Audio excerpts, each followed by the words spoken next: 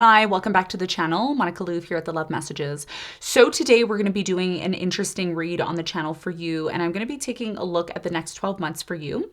Now, in this reading, I'm going to briefly tell you what I channel and what I see in terms of what's coming in for you over the next 12 months. And I'm going to be taking a look at specifically what the cards are saying. I'm going to also pull one important message for you in terms of what's coming in for you in terms of your personal development. And how that personal development is going to be connected to what's happening over the next 12 months. And in the extended, I'm going to have an extended where I'm going to clarify each individual cards. I'm going to channel the messages and give you some insight on what to expect so that you can prepare for that. I'm going to see how that's connected to your personal challenge card. And I'm also going to be taking a look at the transformation that recently happened in Pluto. What house it's happening for you in, okay? So for you, if you're a rising Gemini, and you should be checking your rising signs, this is happening. I'm not sure where it's happening. I'm going to check later. I'm not going to, because this is going to be short. So I'm going to look more into that in your extended, okay? So let's just jump into the reading. Let's see what's going on for you. Tell me what's happening for Gemini over the next 12 months.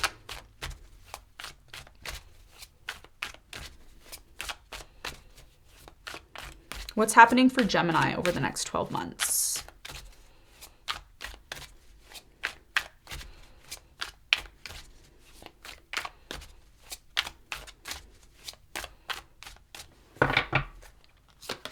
Okay, so January, February, March, April, May, June, July, August, September, October, November, December.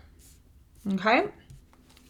Overall energy for you is the Six of Cups. So this is something that, you're overcoming or you're learning from something here connected to your past. And then we'll get your challenge card in a minute. Okay. So let's start off with the month of January. Now I am doing these readings in February. So January is just a past energy, okay? So let's see. So in January, you have the Three of Swords. I feel like in January, there was something here that affected you on a very deep level. And the reason why this may have happened for you is because as soon as Pluto exited Capricorn, it entered into Aquarius, which is actually trining your sun, your moon, or rising, which is a good thing because in a way it's showing you what needs to change. And I think there was some sort of change that happened for you in January that really hurt you or caused you some sort of pain. But this pain that happened, like whatever happened to you in January, it's part of your growth. Okay. So a lot of you may say, I don't know why this is happening to me. It's not fair. I don't know why I'm going through this. You needed to go through this because this is something that needed to happen for quite some time, but you or the person or people you were dealing with were ignoring it for quite some time. Some of you are still ignoring it. So depending on, how much you want to grow, because the more stubborn you are, or the more you avoid your growth, the more pain is caused, okay? So this is what I see. We're going to clarify it more later on. In the month of February, you have the Four of Wands, beautiful energy. This is about having or finding stability in a relationship. Some of you may be buying a new home, or you may be entering into a new relationship, or you may specifically be, finding a relationship that you're involved in. Even if you're single, you're more likely to attract a relationship in February, or if you're already in a relationship, it's going to bring some sort of stability into your life. In the month of March, you have the Ten of Cups. Wow. So Ten of Cups is a beautiful energy. In the month of March, you're super happy. You feel abundant. You feel emotionally fulfilled. Again, if you're single, February, March are beautiful months for you to meet the right person. Something happens in your life that brings so much happiness, fulfillment, and we're going to find out more when we clarify. April, you have the Queen of Swords. You're addressing your opinion in April. I think you're letting it be known what bothers you, what you don't like, what you want to change. Very logical energy in the month of April. We are going to have an eclipse in April, which, if you're subscribed to the channel, I'm going to talk more about it as we get closer to that. I'm not going to talk too much about that in the extended, nor am I going to talk about it here. The reason why is because I don't want to focus on that right now. It's like months away. I want to focus on what you need to know now and what you need to prepare for so you can take notes, so you can be prepared for when these changes come in. But either way, April, you're addressing your opinion. You're saying like, this is what it is. This is what I want. This is how I want things to go. This is how I'm, wanting things. Okay. And I feel like when you finally express your opinion in April about the situation, you feel more free. Because as you can see here with the Queen of Swords, that bird is above her head. That's freedom. That's flying to higher heights. And that's what April does for you. May, 8 of Cups. If you're addressing your opinion in April and something here doesn't change, you may end up walking away or disconnecting from it. And the reason why you may end up walking away or disconnecting from this situation, Gemini, is because a lot of you have had enough.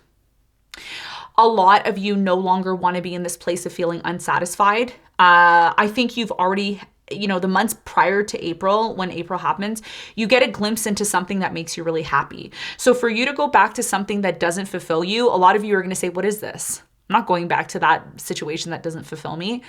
I want to be in my abundance. So whatever it is that's happening in your life in the month of May, first of all, we're going to be in spring in May, depending on where you are in the world.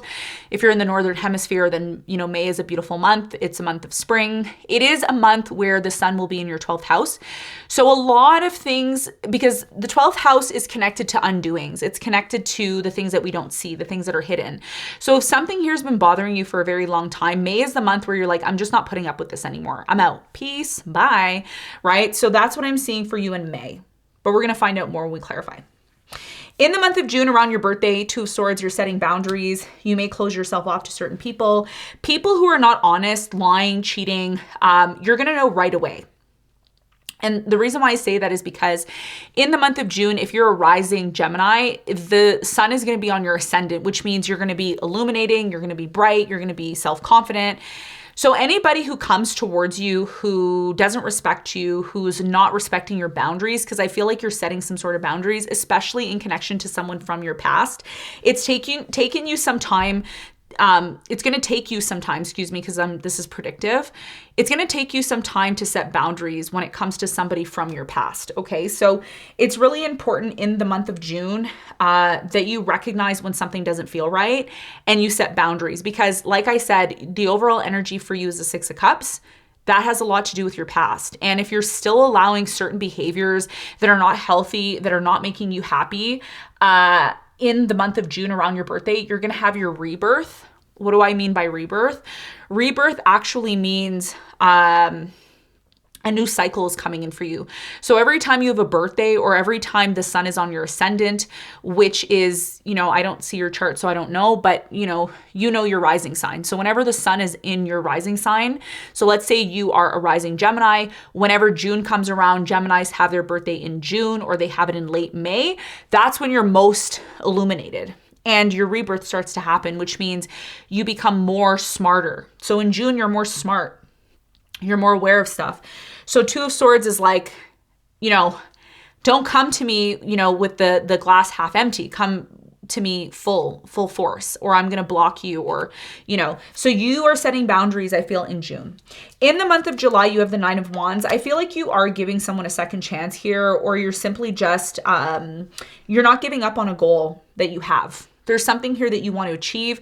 I feel like in the month of July, if you don't give up on the situation, you can be heavily rewarded, but it's really going to depend on how much work you're willing to put into the situation, because some of you are going to get really tired in July and you might say, I don't know if I still want to continue to do this. Okay. In the month of August, you have the 5 of Swords. Just be careful of power struggles in August. I think August is a little bit of a heated month for you, because a lot of people, there may be certain projects or groups that you're working with, or if these are people from your past, somebody here is engaging in a power struggle with you. And again, that's your challenge for 2024. Your challenge is to recognize what does not serve you from your past.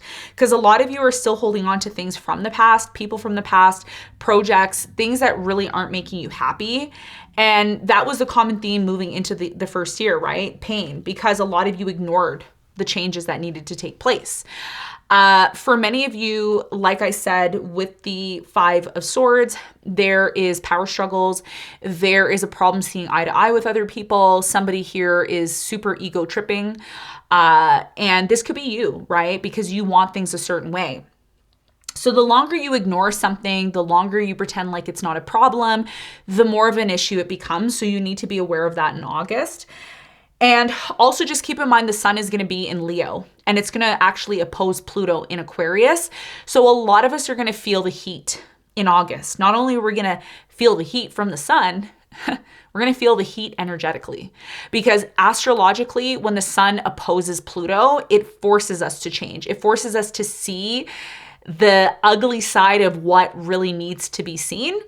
And then we can choose to ignore it, or we can choose to be like, oh, okay, this is the problem. This is what I need to do. And I feel like August, that's something you need to take note of, okay? September, you have the Page of Pentacles. You're starting something new. It could be a new project, a new job. It could be a new apprenticeship in school. Either way, you're starting something new, okay? And this new thing that you're starting, it's something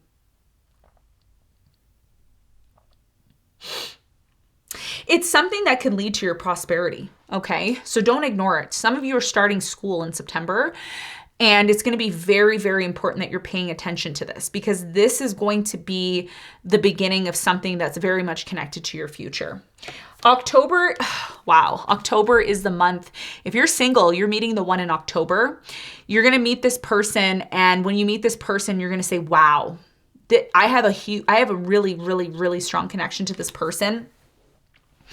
I feel like you're meeting somebody, but it's casually. And then when you get to know this person, you realize, you know what, I really like this person. You may fall in love in the month of October. We're going to see when we clarify.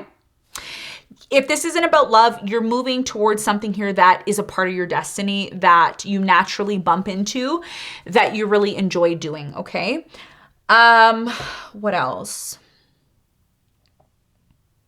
November, Ace of Wands. There's a new beginning happening for you in the month of November. It's one that's filled with passion. It's filled with enthusiasm. So you're taking a risk on something here in November, and we're going to see more. It could be connected to love, or it could be connected to something that you're passionate about. December, you have the Knight of Cups. I do feel like there is a relationship that's going to slowly become more serious, or you may be more interested in somebody here. There may also be a potential for an on and off relationship here. I'm not sure until I clarify. So we're going to find out more about that in the extended, okay? Before I let you go, I'm just going to pull your empowerment card, and then I'm going to take it to the extended, where I'm going to talk to you about the in-depth messages that you need to be aware of. I always recommend you to take notes, okay, of the reading so that you have it. Just so that you have, you should have a journal or something where you're writing all this down. Your personal empowerment card is Shine. Yes, number 32. So this is about not being afraid to step outside of your comfort zone and be yourself, okay? Don't feel like you need to be restricted in 2024. This is about you being who you are without feeling judged, without feeling like, oh, I can't do that, or I can't be myself. Be yourself, shine. Who cares about what everybody else is saying, okay? Be yourself. That's what Spirit is asking you to do in 2024. So we're going to see how this plays into your reading when we get into the extended, okay? Thank you very much for tuning into this. I hope you liked it. I hope you got something from it, and I'll see you on the next one. Bye.